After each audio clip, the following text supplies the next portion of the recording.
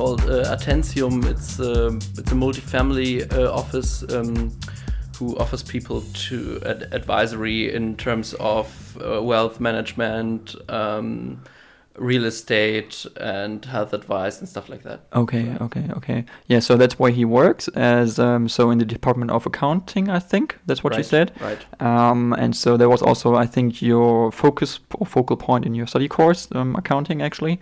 But this is not the reason why I brought you here, actually. Why I want to talk to you. I mean, we can also discuss that if you want to later. But generally, at first, well, thank you for just coming. Generally.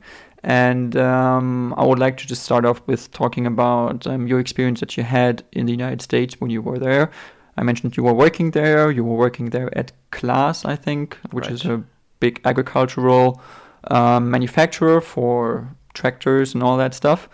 So what did you do there? Why did you go to the United States, and what was your incentive? What was your motivation behind that, actually? Yeah. First of all, thanks for having me here.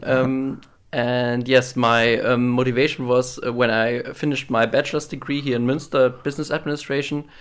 I wanted to gain practical experience, but also international experience, because I didn't do a semester abroad during my bachelor's degree, and because of that, my goal was to use the time between bachelor's degree and master's degree to gain practical and international experience.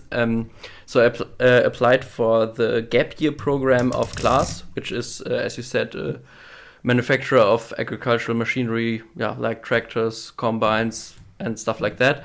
And yes, I applied for the gap year program, which is an accounting program, 3-month accounting in Germany and then 3-month accounting in the US. Mm-hmm. But it's many students, especially from Münster, apply for this program, and so I didn't get in because they only have one spot. Mm-hmm. But they offered me an internship in mergers and acquisitions, mm-hmm.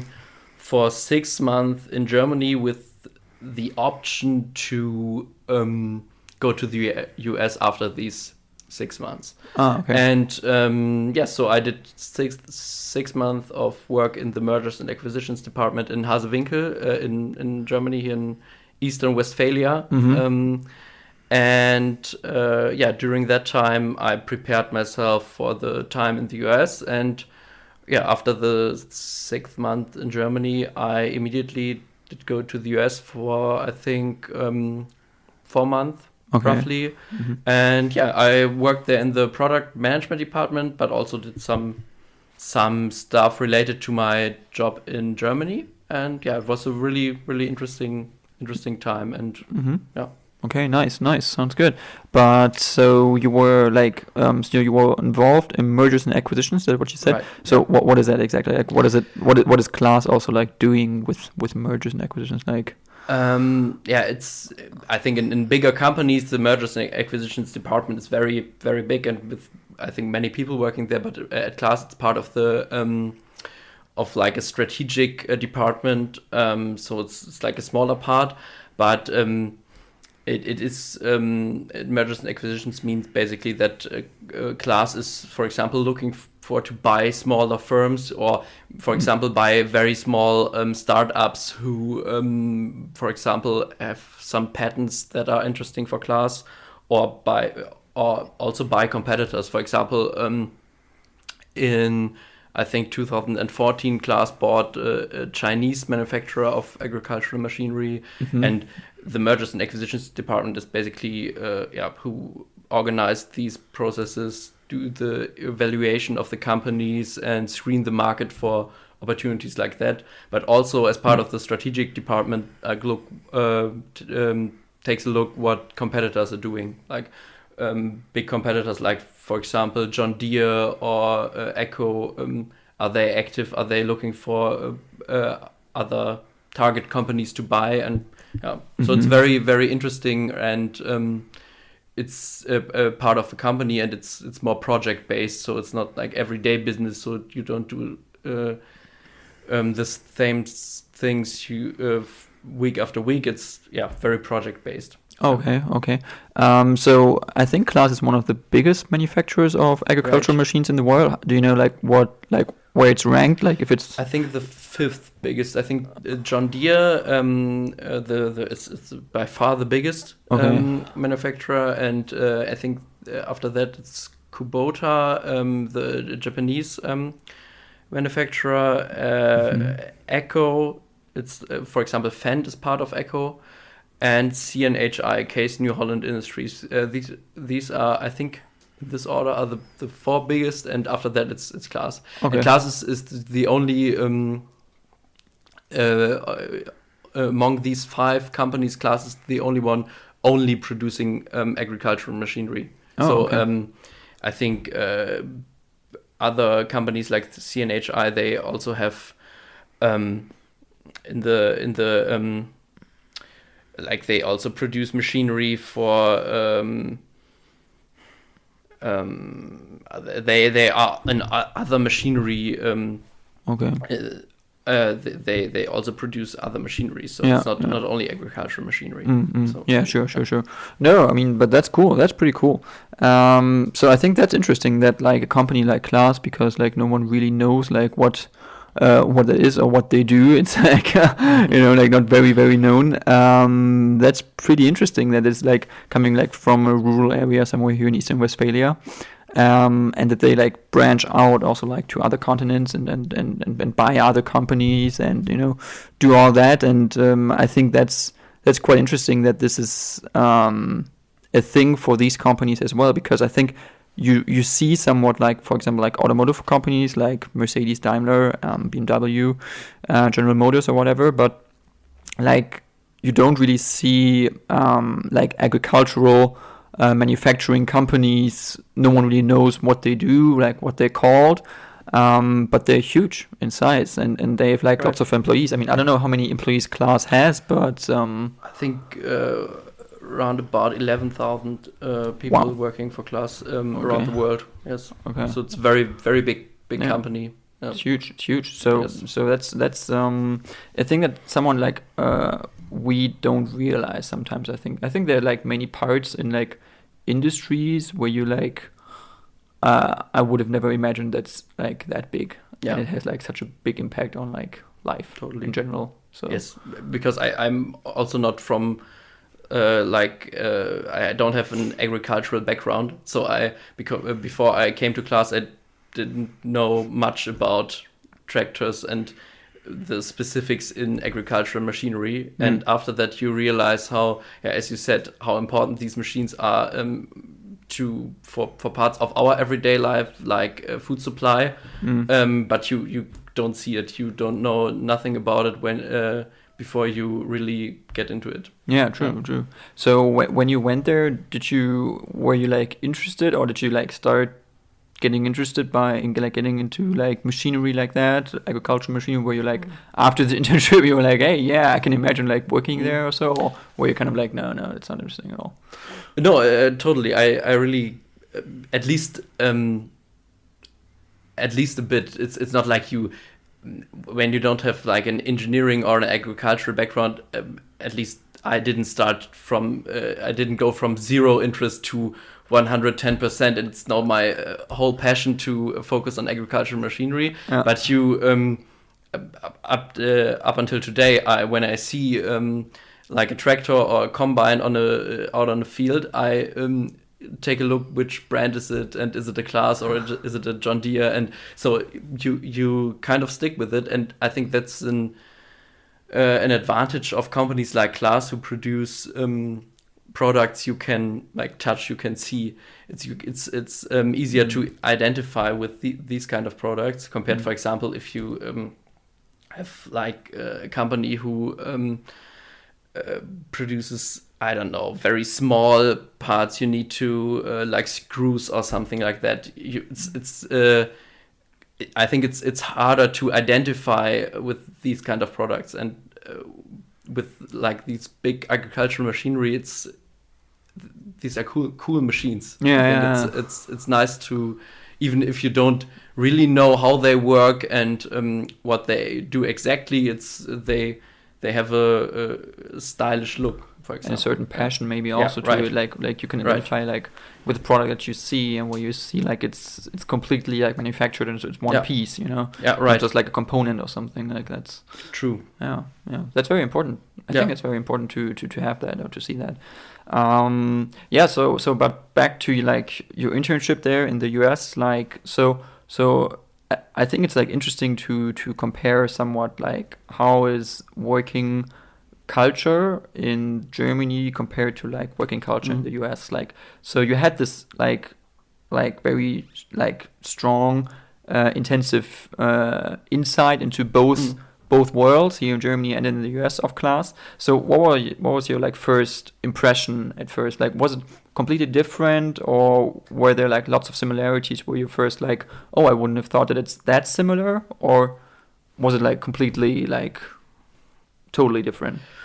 It was very different, but I think not only because of the US German differences, but also because of the different departments. Because the strategic corporate development department, which mergers and acquisitions is part of, is like a department where many former employees, people work who formerly worked, for example, as at McKinsey or Boston Consulting Group or PwC. So like they have a working style that is like long hours and very focused. And the department I worked in at Class of America in Omaha in Nebraska, it was a department which is closer, so product management, which is closer to the product itself and customer related level. Okay. Yeah. Okay. I get it. And so was your impression there? Did you have like, I mean, obviously you had like conversations with your coworkers there in the US when you were there at your internship. So did you get an impression of like the average American from like the Midwest, because it was in Omaha, you said, right, in Nebraska. Omaha, Nebraska. So that's where Warren Buffett comes from, I think. Like that's where he has his Berkshire Hathaway firm, company. I don't know what it's called actually. It's somewhat like that. And so did you get like an impression how the people were actually, I don't know, just leaning towards certain things, subjects, like what they thought about in general politics in the US? Did you get like an impression? Was there like a certain type of American that you like got to know there, or were they also very, very individual and different? Of course, they were individual, so it's not like one was like the other. But I think before I did go to Omaha, the only experience I had in the US was a very short visit, like 10 days in New York and Connecticut. And it was very different in terms of how the people, how they dress, how they act, and how they, I think also how they think about politics. So, for example, if you compare it to Germany, it's like when you come to Berlin, it's you know Berlin, but it's not like you know Germany, because in the rural areas in Germany it's totally different compared to Berlin. And in the Midwest, I think they are very at least more conservative than at the coast states.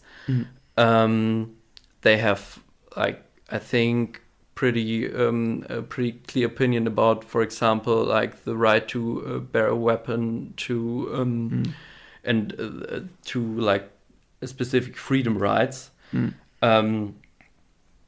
So yeah, I think the biggest difference I noticed was like this big focus on freedom. Like nobody can tell me that I'm not allowed to have a weapon, for example. So I know many people. I get to know many people there who have weapons, and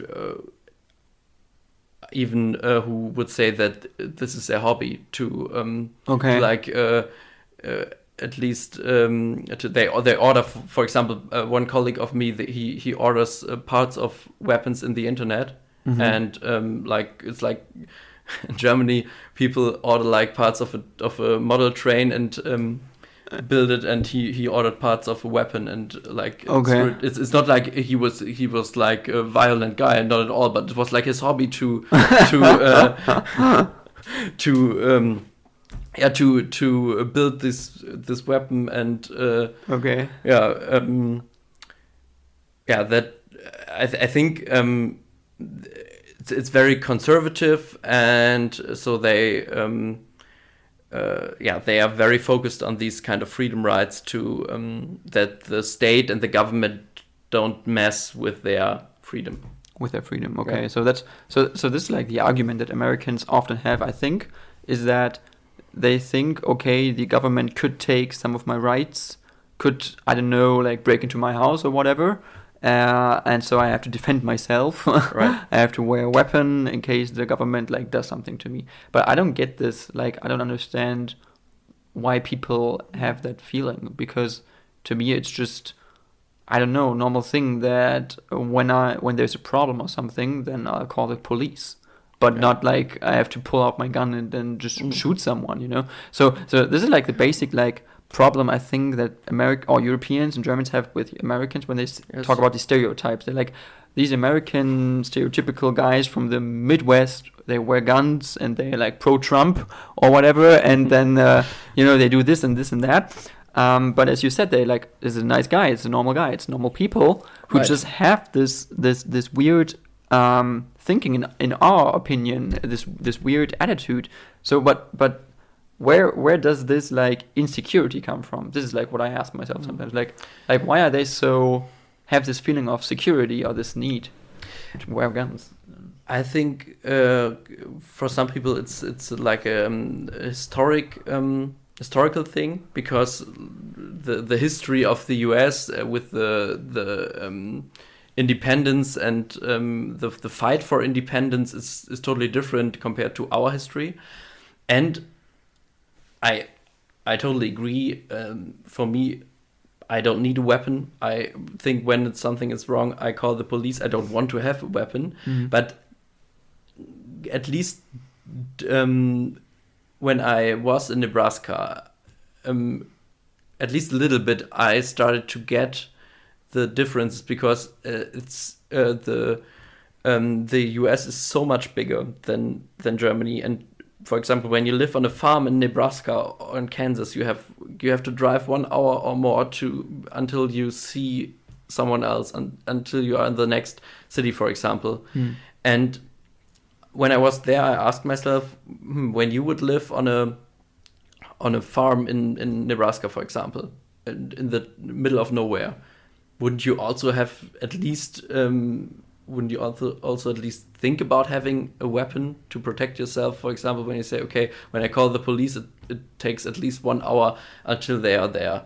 So I think it's I wouldn't say that, of course, everyone needs a weapon there, and that I changed my opinion about that, but at least a little bit I got the different approach, and that it's just a totally different lifestyle in the US, and totally different circumstances when you live, especially in these rural areas in the Midwest. In the Midwest, yeah. And I think we Europeans also have a totally different approach to on freedom and how important freedom is. For example, another example is the issue of health insurance, because for us it's totally clear, and nobody would discuss that everyone has to have health insurance. And in the US it's a huge topic, because many people say, I decide whether I get health insurance or not, and no government can tell me to get one. And that's just so. This is such a big difference between the European approach and the US approach. No, and I think it's like a different mindset and historical reasons. I think there are many reasons come together to build this difference. But so did you think that, so when you talk to the people there, that they actually had this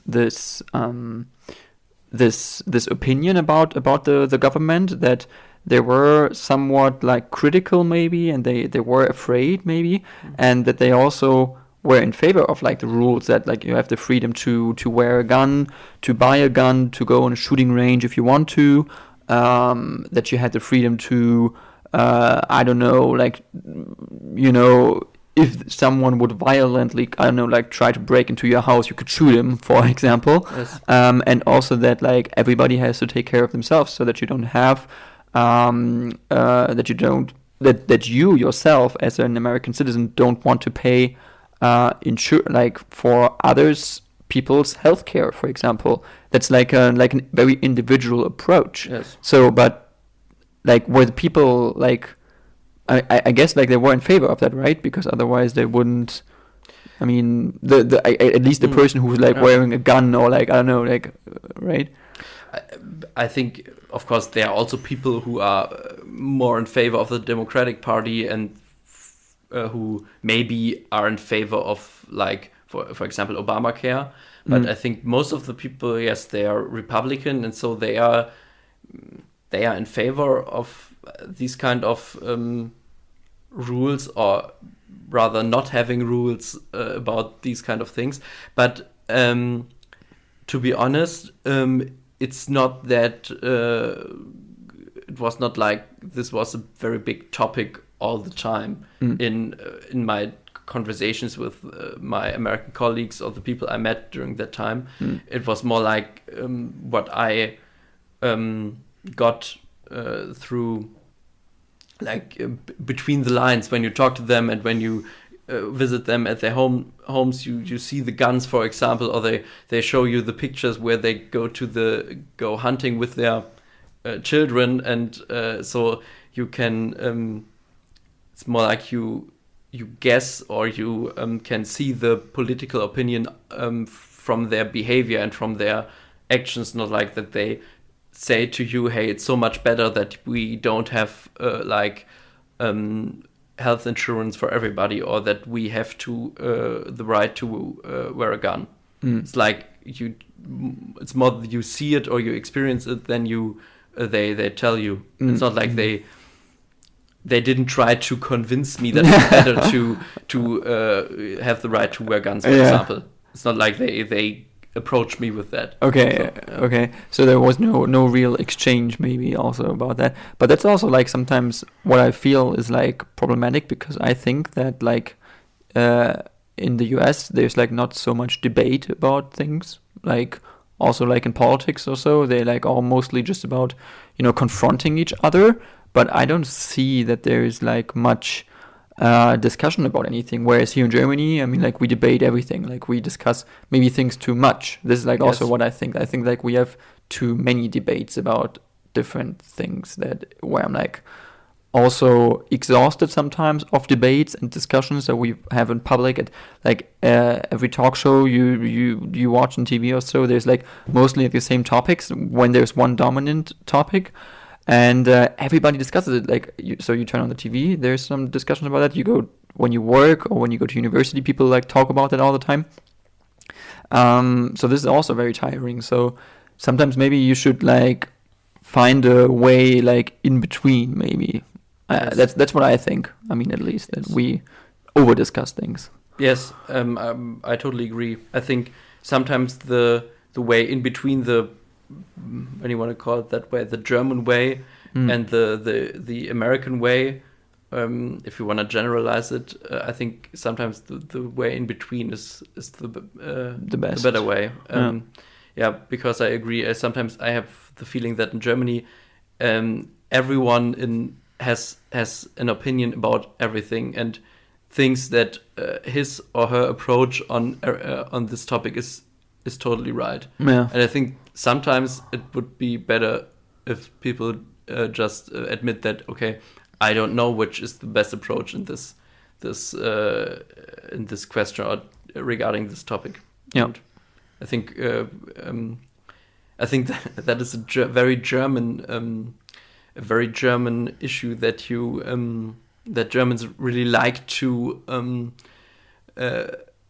convince other people from their point of views. I don't know how it's in other countries, but sometimes for me it's funny to read articles about the elections, for example, in the US, but also in other countries. And sometimes I have the feeling that that many Germans would be the happiest if they could vote for every country, because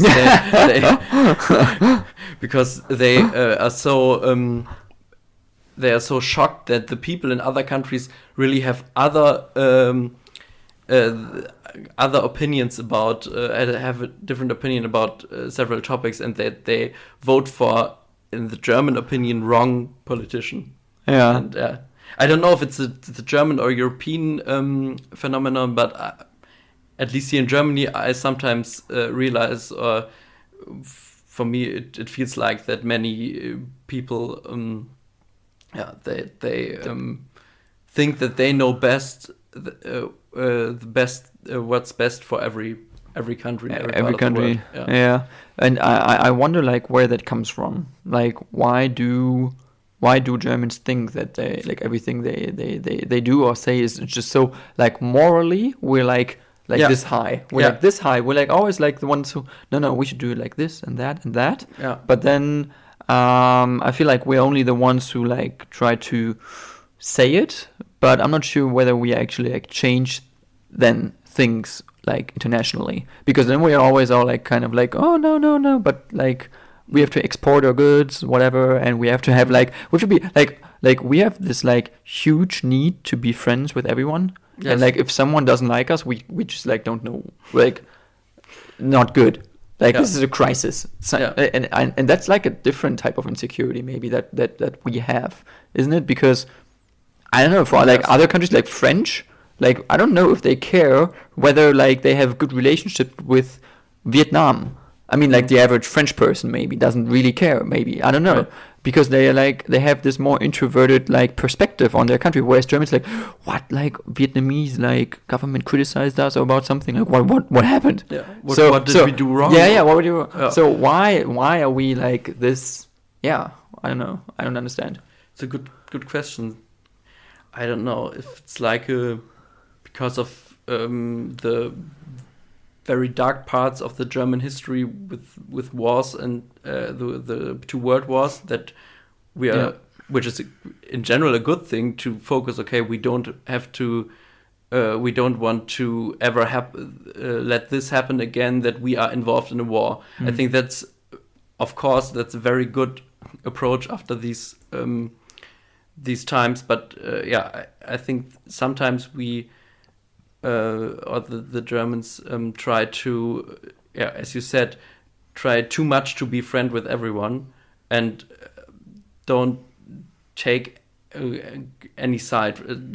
Always try to be neutral and don't involve in anything. And I think sometimes this isn't the best approach. For example, when you see some like polls when you ask people in Germany in a conflict between the US and China, on which side should Germany be? And the main answer by far is neutral, always neutral. And I would say, of course, we are, as it's not about a war, it's like a conflict. And I would say, of course, we are part of a transatlantic arrangement and part of the NATO and stuff like that. So of course we are on the side of the US. In my opinion. But then we say kind of like no, but we have to like be equal to anyone. Like the average German is also like so critical of the US. Like if you ask like the average German citizen whether like he trusts like the American government more than like the Russian or so, like many people are like equal or somewhat like we distrust the American government as much as like the Russian government. Where you're like, this can't be, because like the Russian is like the most corrupted government that exists in this world. It's a dictatorship. It's basically a dictatorship. And so sometimes I don't understand why people have this problem with identifying our country and themselves with like good values or like democratic Western values. Like we have still this problem sometimes at some point when we say this, that there's this romantic also somewhat to the East. Not that like culturally, Russia is like a great place. And I don't want to criticize it generally, but politically, it's not good. It's not a good system. It doesn't really work. And it's nothing to be happy about. And so then I don't understand why people are like, no, Russian government is maybe as good or bad as the American government. Well, I'm like, no. I don't get it either. Maybe it's at least sometimes in some eastern parts of Eastern Germany, it's like a historical thing that because people who grew up during the in the DDR that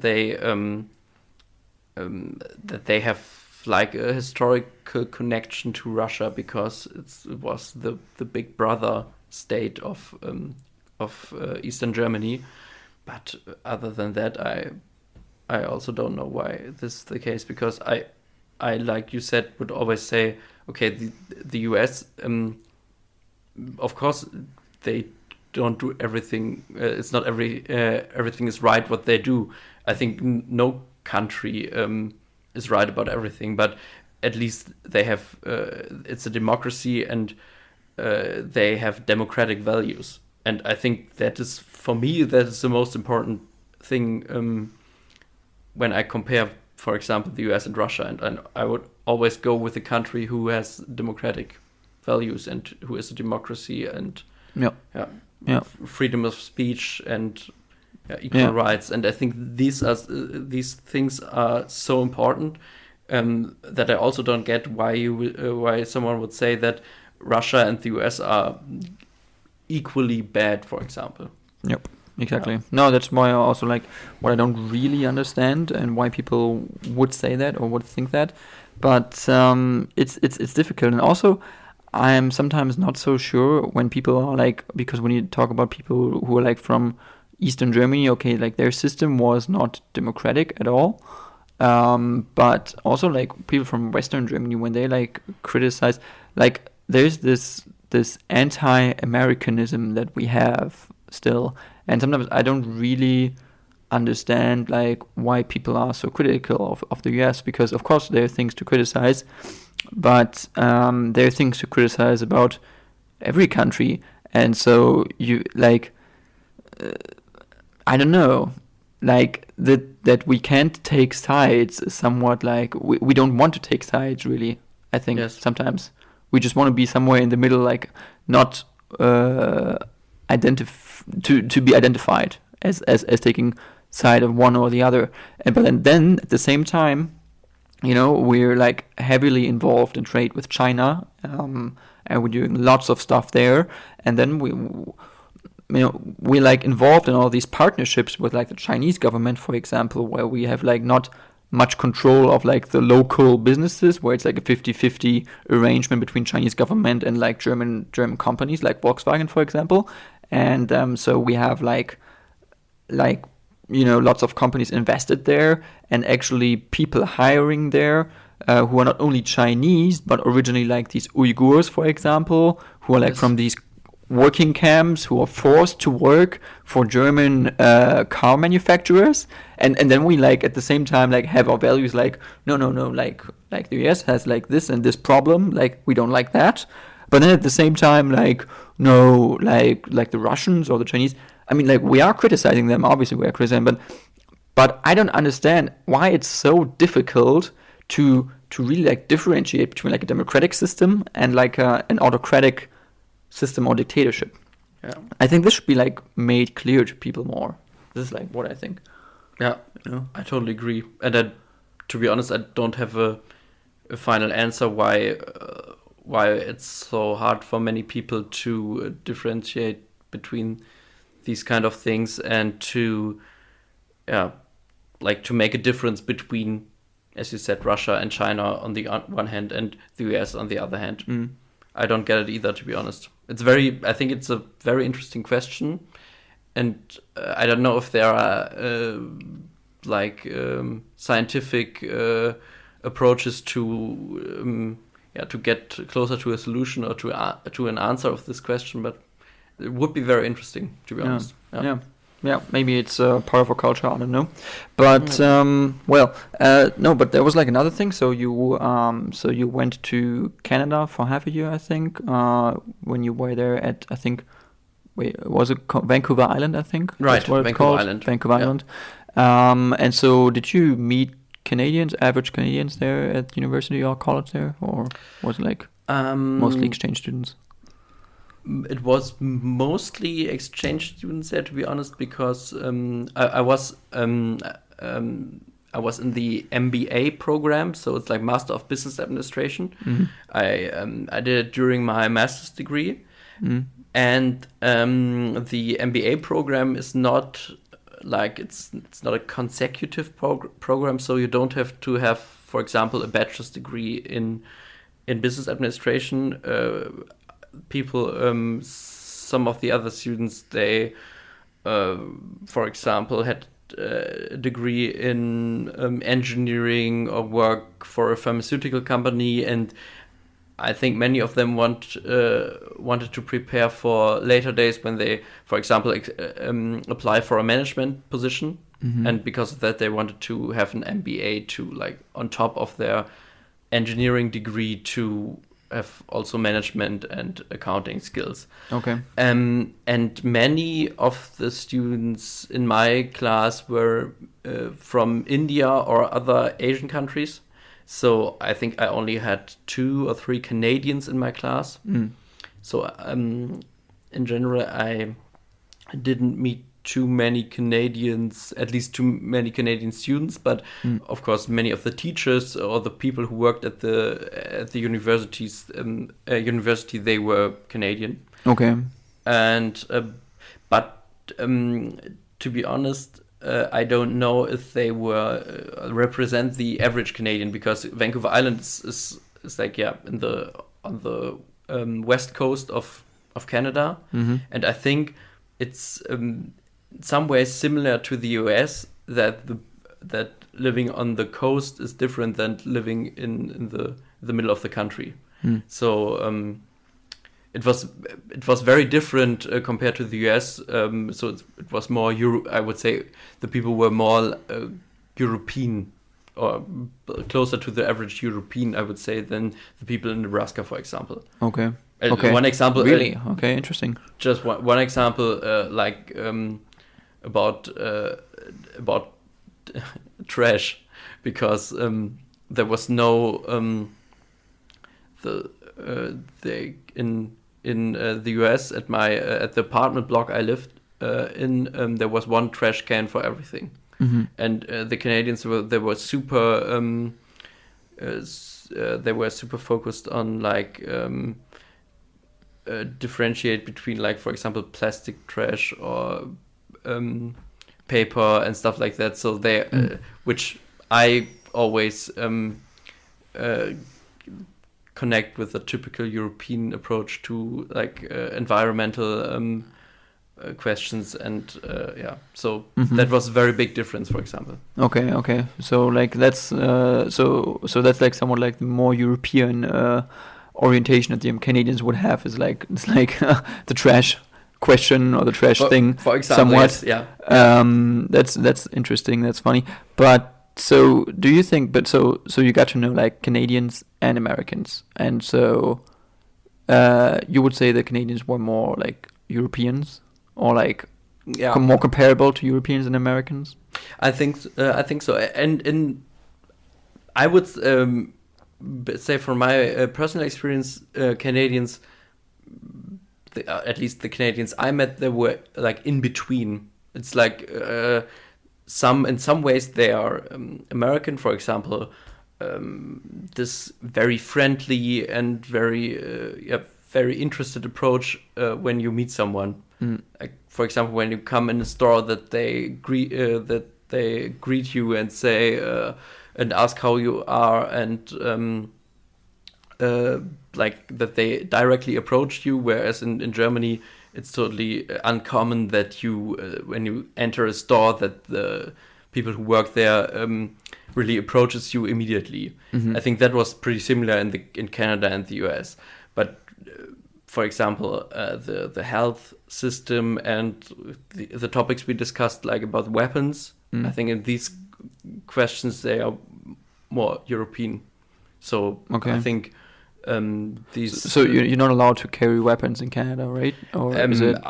I think at least it's much more restricted than in the US. Okay. And I think the health system is way closer to the European or for example, the German health system than to the US health system. So yeah. But that's like also strange to me. Like that's something I also don't understand is why do Canadians or why did Canada like develop in that perspective so differently from the US?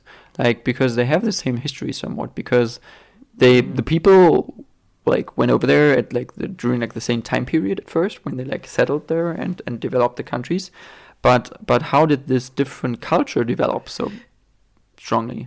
I'm not super deep into Canadian or US history, but I think that the European and especially the British and French influence was lasted much longer in Canada than in the US.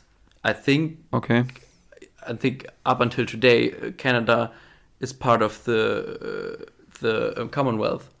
Yeah, is it? I think it's okay. It's part of the Commonwealth. Yeah, so they had this very long history of European influences, whereas the Americans, with the Declaration of Independence, were were independent from Europe. Okay, true. I think I would say that is one reason why the Canadians are somewhat closer to Europe in their lifestyle and in their way of thinking than the Americans. Okay.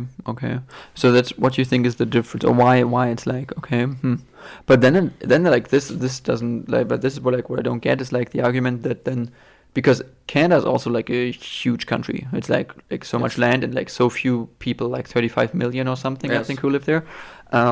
So if I was like someone who like went over there to live there, migrate there and live there, I would be like as afraid maybe somewhere in a rural area in the middle of nowhere if someone would come up to me and have a gun or so. Like I would also have the incentive to have a gun. Like that's the same incentive that I would have. So this is something I don't really understand. Like, yeah, that's true. But I've never really thought about that, to be honest. But I think to be fair, when in the US, I was in this rural area, and I was like in between these farms. Although Omaha is a big city, but when you get out of Omaha into like the rural areas of Nebraska, it's very it's the middle of nowhere basically. And in Canada, I was on Vancouver Island, close to Vancouver, and it's I think it's different than when you are in the middle of Canada. So to be fair, I don't know how people think of these issues in the middle of Canada, on the farms or in the woods in Canada, but I felt like these kind of issues are bigger in the US than in Canada. But I don't know, because the environment I lived in was totally different in Canada than in the US, because like it was a university with many exchange students, and in the US it was a German company, but American colleagues in a very rural area. So I think it was very different. True. I have another question actually, which is like not totally like at all related to that, but like, so you were a member of the Young Conservative, so the CDU party. Yes. Well, you are a member of the CDU, which is like the German Conservative Party. You're also a member of the Junge Union, which is the Youth Conservative Party. Right. And so until, last time I checked, I knew that you were, I'm not sure like what it's called, but like head of a committee of this youth party in your city, right? Or in your region, actually, in your rural region. Right. Somewhere. I am member of the board of the Junge Union in the Osnabrück district, and I'm also member of the board in the Osnabrück Emsland district. Okay. Just like it's it's divided in many like organizational districts, and the Osnabrück, the area around Osnabrück is one district, and it's also part of a bigger district which also includes like the Emsland, and Okay. until Emsland. Meppen for close to the Dutch border, and Okay, Emsland is like, so that's like the region that is like around It's close. Osnabrück, around the city of Osnabrück. It's close to the region of Osnabrück is not part of the Emsland. So in German this area is called, it's just Osnabrück Emsland, because it's like a district which includes Osnabrück, but also the Emsland. So it's two different parts, but they are one district as part of Lower Saxony. Oh. So it's like Okay. they are one small district is Osnabrück, and the bigger district is like Osnabrück Emsland, and then it's like on the state level with Lower Saxony. With Lower Saxony. Okay, got it. And so, but you're still a member of that committee? Are you still? So you're the head of that committee, right? I'm not the head, but I'm like when you want to compare it to the CDU in Germany, it would be like the Generalsekretär, for example, the general secretary. Okay.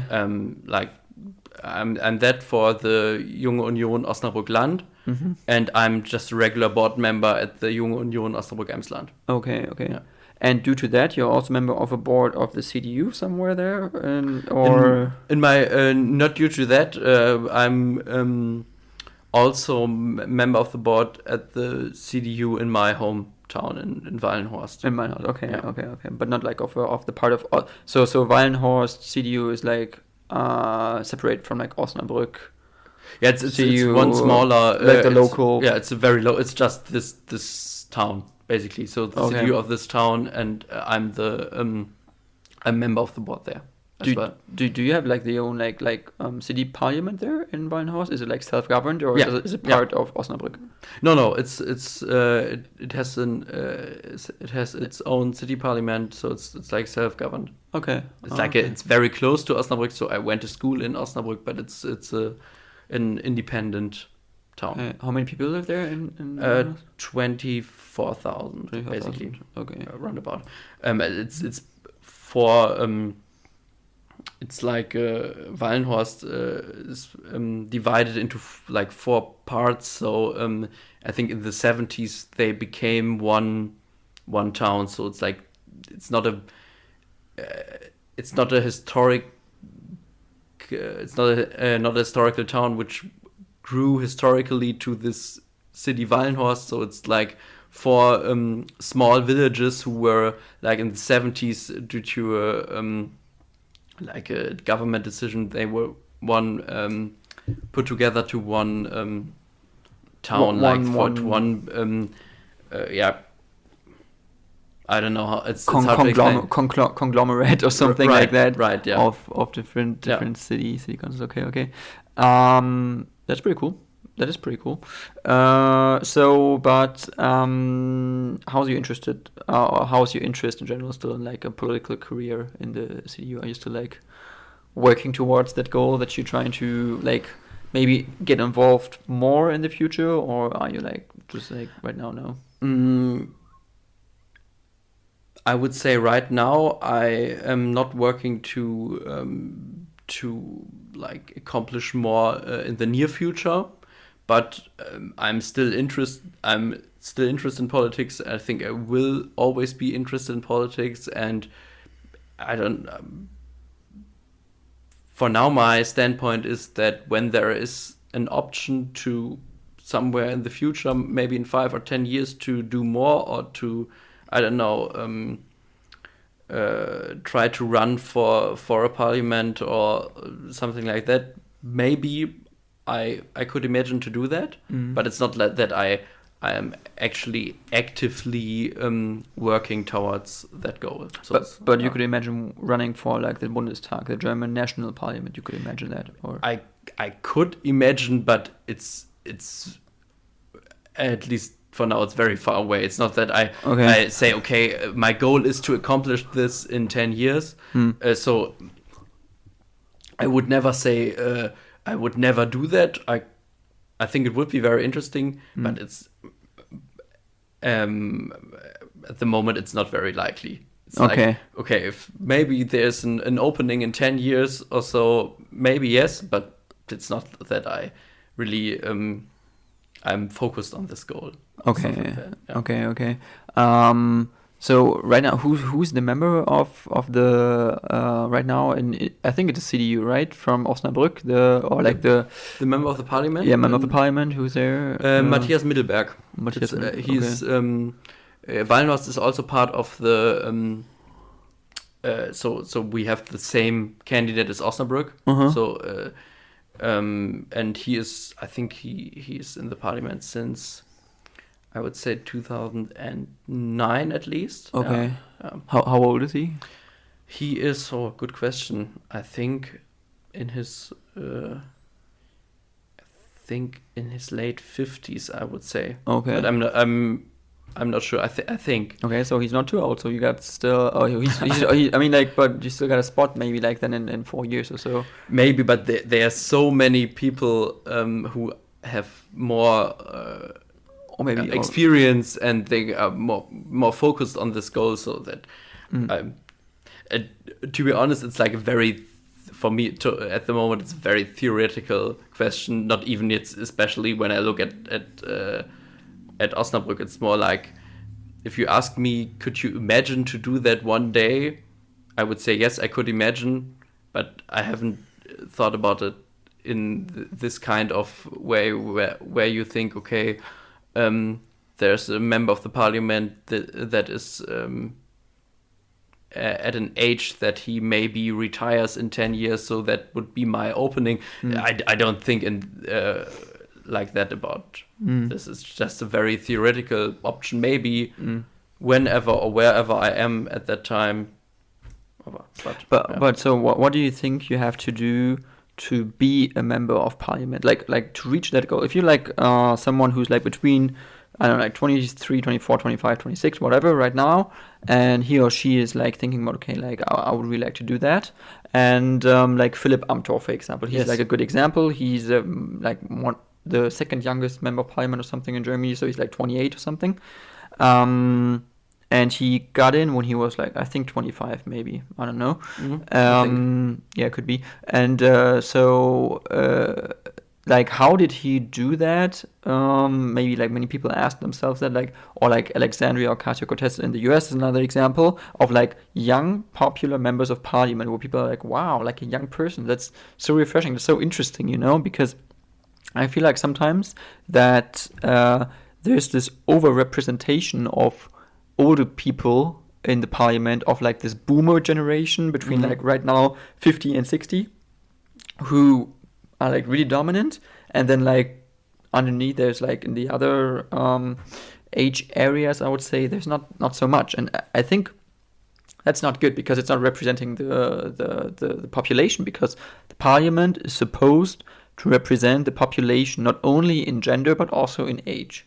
And if that's like, if this age thing, because I mean, of course there's this boomer generation, there are more people between 50 and 60, but not that many that like, if you would right now look at the German parliament, there are probably like 80% of those people are like between 50 and 60, I would say. That's a guess, but I would say that's probably like in that range. And so that's, I think, not good. I think that's not good. And I think we should like bring more people, like more young people into the parliament.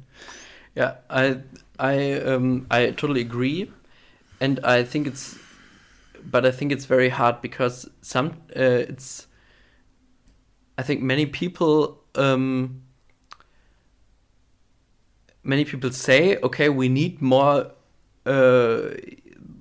people in the parliament who are like at least under 40, for example. But also they say, okay, these kind of politicians who never did anything else but politics, that is also not good for our democratic system.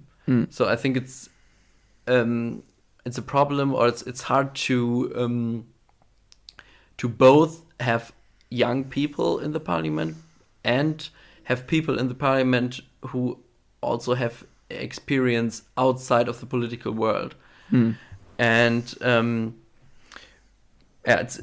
but I also think that there should be like more diversity in terms of age. I think that is a problem, as well as you said, in terms of gender. And you ask what does a young person have to do to get into the parliament like Philipp Amthor? I think there's a difference between the big parties like the CDU, for example, and smaller parties like the FDP or the Liberal Party or the Green Party. Liberal Party, the Green Party. Because most of the seats of the CDU are determined by the candidates who are voted into the parliament directly, because they were the candidate in their district with the most votes. Whereas, for example, I think no candidate from the Liberal Party was voted into the parliament because he had the most votes in his district, but because of the list, like they this national list, the state list, the state list, yeah. And I think when you want to be the candidate for the CDU, for example, in your district, you have to start very early to get a network there and to get involved in like in the local parliament, for example, and that people within your party start to know you and say, yes, he or she, that's a person who could represent us in parliament. Yeah. And I think, and for the Liberal Party, it's, for example, of the Green Party, it's the same.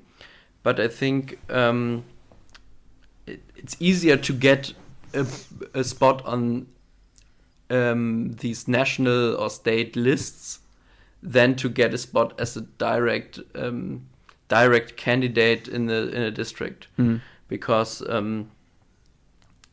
there are many. It's easy. There are many names on the list, but there is only one spot in your district. So I think you have to fight, or you have to do more to get this spot at the in one district. And I think it's a. For example, I think Philipp Amthor had to do many years of like the basic work in the party, helping during the campaign and go to events and stuff like that, until he was considered to be the district candidate. And also you have to, I think you also have to want to do it, because I think at least Philipp Amthor, I think he also told the former member of the parliament for the CDU in this district that he want to be his successor, that he now wants to be the candidate for the district. So it's not that you always get asked to be that. It's mostly that you have to have the will to do it. True. You have to have the will, and you have to be like ambitious and all that. But I was somewhat like disappointed also when we had the election for like the new head of the party of the German CDU, because there I felt like, okay, this is another person, which because right now we have this new boss who's called Armin Laschet, and I think my mic is already kind of like breaking down. Oh, it's fine. And he's like I think, I don't know, like he's like 56 or 57 or something like that. I think so too. But this is like, I mean, it's like not super old. But then we had like Friedrich Merz, who's like 64 or something, 65. Norbert Röttgen, who's also like 52, 53 or so, I think. So they're not like lots of like young people there who like really like would represent me or you in the parliament. And when I look at all the ministers or like the secretaries or whatever in the government, like none of them, like Jens Spahn is the youngest with like 40, I think. Yeah. There's no one, too. or like 40, I don't know, like a little bit over 40. And there's no one who's under 40. Most of them are over 50. And sometimes I ask myself, is that still, I don't know, like good for like the general public, because population is just younger also somewhat. Like that you have at least a certain amount of ministers or politicians who have to be in the range between 30 and 40 or so. Yeah. That you have that in the government, That's what I think would be interesting, or at least important. I agree. I think the problem is that it's the same as in the general economic or business world, because being a minister in the government is like being in a very high executive management position, for example.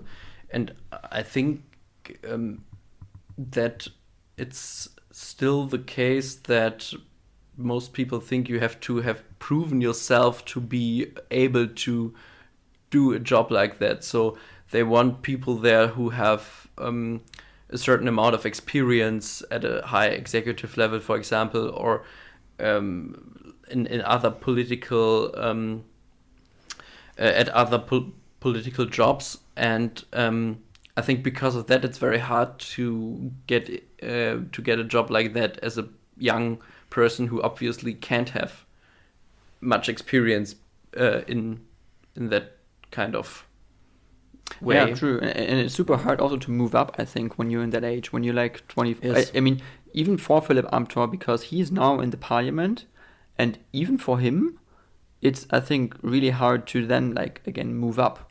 Like, how do you get from, like, the level of, in the parliament to the government? This is, like, really hard. And this is, like, what most parliamentarians are, like, have, like, huge problems with, because they are, like, stay their whole life in parliament, like, 20, 25, 30 years, and they're never part of the government, like, never. Also, like, for most of the CDU members, this is the case, actually. Like, most of the members in the parliament do never get into the government. True. Like, this is, like, 5% or so who are member of the government, or less, actually, maybe like 2%. So it's super hard. It's super hard. It's pretty easy math. Do you have like, I don't know, 230, I think, members of the parliament from the CDU, or 240? I'm not could be sure, around that number, I think. And how many positions do you have in the government from the CDU? Like 7 or so. 8. Even if you account for also the state secretaries, you have maybe like 15 or 20 maybe, but it's like it's not even 10% of the members of the parliament compared to the positions in government are not even 10% of the number of people from the CDU who are member of the parliament. Yeah. So it's very hard to, like you said, it's very hard, and it's not enough to be a young, ambitious member of the parliament. I think that is one reason why many people prefer, or many ministers prefer, for example, state secretaries with a certain amount of experience. I think to become state secretary or even a minister at a very young age, you have to be like. You have to have like an extraordinary charisma, or, for example, extraordinary position within the party. I think Jens Spahn was, 37 when he became a minister, which is, I think, compared to others, very young. Well.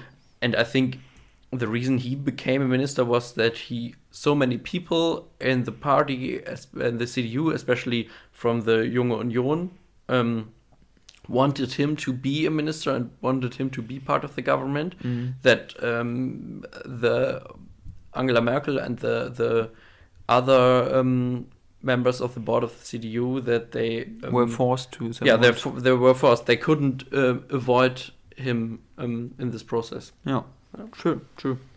So you have to put enough pressure, like from like the young, but that's like also like a super hard thing to put like a big community behind yourself to support you.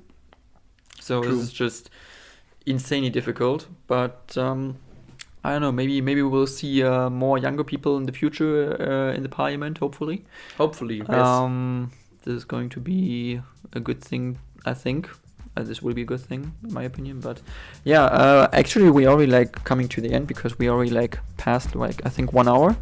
Well, but I thank you very much just for coming and talking a little bit about that. Yeah, no problem. And I'd be happy to just welcome you back anytime. Any episode, because every week I'm trying to get a new person to talk to, a new interesting person, and yeah.